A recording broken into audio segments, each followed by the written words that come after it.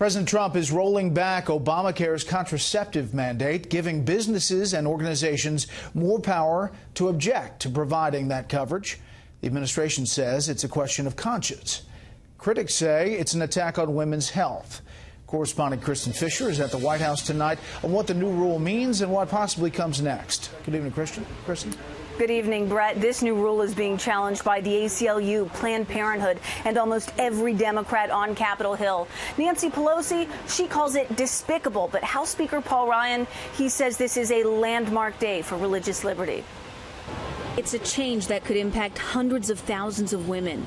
The Trump administration announcing today an expansion of exemptions to the Affordable Care Act's contraceptive mandate, which requires employers to provide birth control coverage for its employees.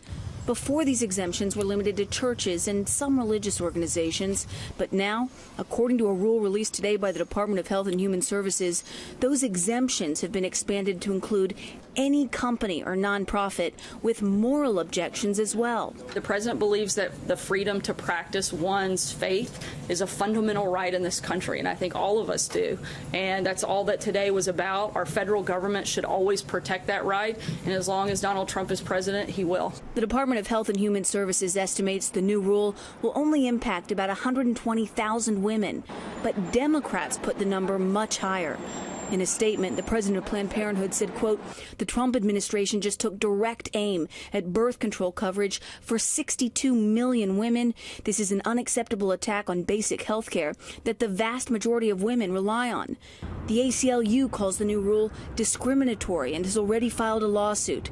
But for President Trump, this is the fulfillment of a campaign promise and a continuation of an executive order signed last May to protect religious freedom. With this executive order, we also make clear that the federal government will never, ever penalize any person for their protected religious beliefs.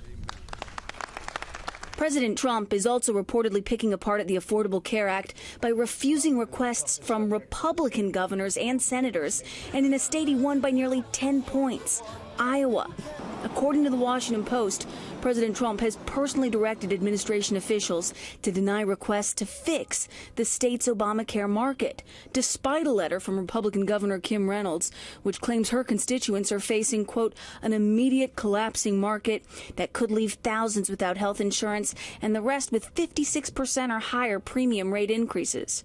And when asked today if the report was true, the White House press secretary said, I'm not aware of that specific directive, so I'd have to check into that and get back to you.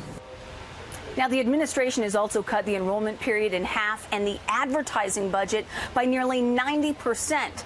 Democrats say that it all adds up to sabotage, but President Trump, remember, he said repeatedly that perhaps he should just let Obamacare implode. Then maybe Democrats and Republicans might be more in the mood to cut a deal. Brett? Kristin Fisher live on the North Lawn. Kristin, thank you.